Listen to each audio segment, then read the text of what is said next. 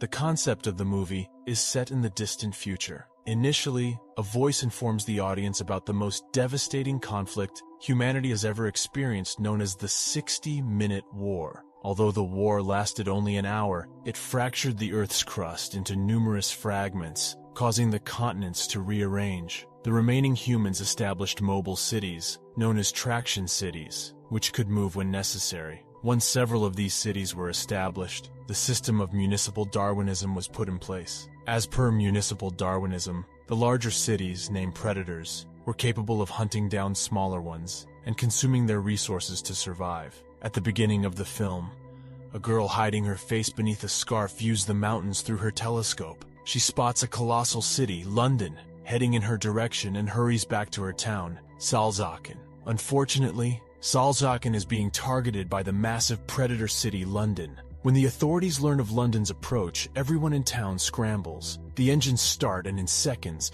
the town transforms into a vehicle, ready to leave. London approaches Salzgitter while it attempts to flee. In London, several citizens observe the chase through a glass barrier and cheer for their city to win. Magnus Crome, the Lord Mayor of London, issues commands to the operators on what steps to take. The people of Salzgitter attempt to flee, but are eventually apprehended under Crome's order. The town is consumed by the predator city. Within London, various infrastructures can be seen, such as museums where statues of minions are revered as American deities. It is disclosed that people interpreted the aftermath of the 60-minute war as they saw fit. Tom Natsworthy is a low-ranking apprentice historian in London who works at the museum. Catherine Valentine, the daughter of Deputy Lord Mayor Thaddeus Valentine, awaits Tom for a history lesson that day. Tom is tardy to assist Catherine, but unlike other elites, she is amiable and courteous to him. The two walk around the museum, observing historical objects such as smartphones and computers. When Catherine expresses interest in the 60-minute war, Tom displays a video of the war he was able to acquire from an old hard drive. Tom explains that a quantum energy weapon known as the Medusa was employed in the war, and it was the reason the Earth was shattered into fragments. He then discloses that the museum holds various weapon technologies, but parts of them have been disappearing frequently. Since his superiors didn't respond to his concerns about the missing technology, he kept the weapons in his own locker to prevent theft. Outside the room, Tom's senior, Herbert, overhears their conversation. He demotes Tom to a lower level of the city, but Catherine joins him. Meanwhile, the citizens of Salzgitter are ordered to evacuate their city, which will be demolished later. They are instructed to bring their possessions with them, but prohibited from bringing any weapons. However, the girl with the scarf manages to smuggle in a blade.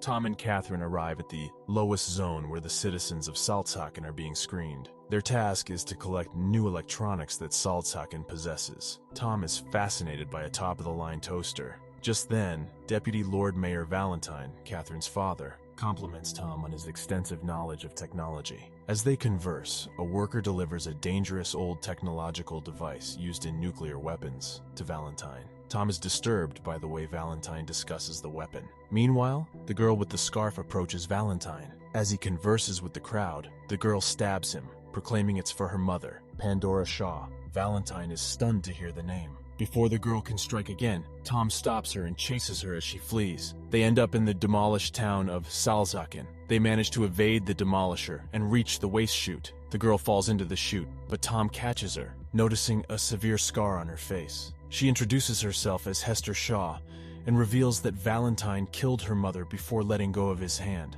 Hester falls into the chute before Valentine arrives. Tom asks him about Pandora Shaw and regards Valentine suspiciously. Finally, Valentine pushes Tom into the waste chute after Hester and feigns innocence when Catherine arrives. Later, Catherine and Valentine are in his chamber when she inquires about Pandora Shaw. He dismisses her query, but Catherine is certain he's hiding something from her. Meanwhile, Tom awakens on the outskirts of an unfamiliar location, and Hester steals his money. When he comes to, she abandons him, but Tom follows her. She is angry with Tom for ruining the plan she has been working on for the past 6 months. Tom requests Hester's help in returning to London, which is his home, but Hester disregards his plea and continues walking. In London, the Lord Mayor is enraged with Valentine for leading them to Europe, causing them to face shortages of food and water. Valentine brings up his energy project, claiming it is the only way to aid London, but the Lord Mayor is dubious of his plan.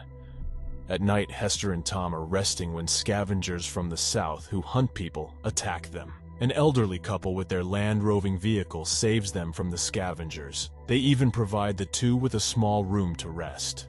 Hester was injured while attempting to rescue Tom from the scavengers earlier.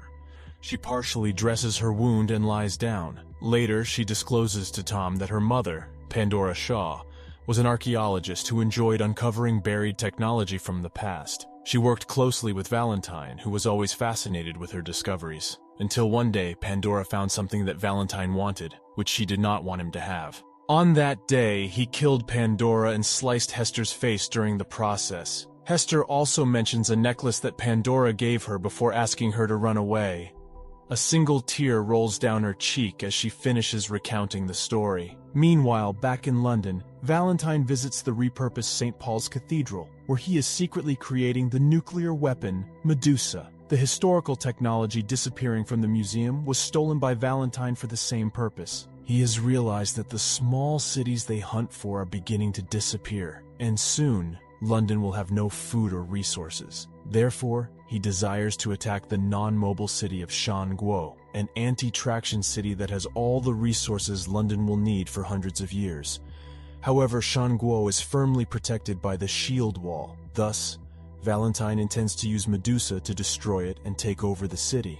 Subsequently, Valentine learns of a cyborg discovered in the seas by a small town. He visits the creature, and one of his companions informs him that it will be useful to kill Hester. The creature is confined in a container and tells Valentine that Hester broke a promise she made to him, which is why he wants to kill her. After hearing this, Valentine releases the creature.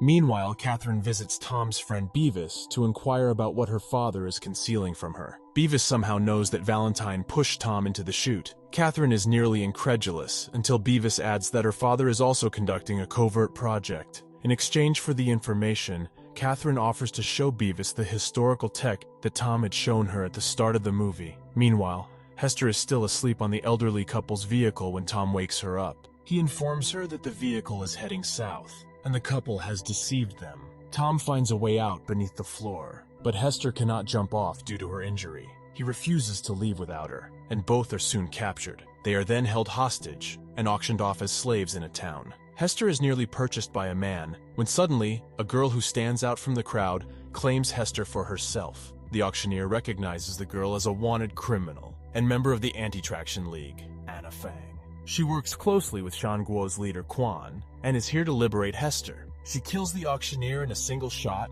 and instructs Tom and Hester to flee. However, they do not get far when, suddenly, the cyborg from earlier who wanted to kill Hester appears. Hester recognizes him as Shrike. As they flee from him, Shrike approaches the two. He nearly catches them, but Anna saves them again. Anna then takes them in her airship and tells Hester that she resembles her mother. Sensing their curiosity, Hester reveals how she knows Shrike. It turns out he found her after Valentine killed Pandora, and has been her guardian ever since. Shrike raised her and helped her survive in the world. He is the last remaining cyborg after all his kind were killed. One day, Shrike was tired of seeing Hester sad, so he constructed an exoskeleton with the intent of turning her into a cyborg as well. Hester promised him that she would go through with the plan, but found out about Valentine's whereabouts soon after. Hence she ran away, and Shrike followed her to kill her for breaking the promise. Tom is astonished to hear the story. The two are then taken to an airborne city named Airhaven, where they meet other members of the Anti-Traction League. They have caught up with Valentine's suspicious activities, and know that it has something to do with Pandora. Thus, they have recruited Hester to learn more about Valentine's plan. Hester informs them of a box that Valentine murdered her mother for. As they talk about the box, Tom recalls the time a worker handed Valentine an old technology used in the 60-second war. Finally, he comprehends that Valentine intends to revive Medusa, the weapon that shattered the Earth many centuries ago. He informs everyone that the container was the central computer system to activate Medusa, the quantum energy weapon. The only method to stop the weapon is a crash drive, a type of key that overrides Medusa's firing sequence. Meanwhile, Herbert, Tom's superior at work, tells Valentine about the old technology that Tom had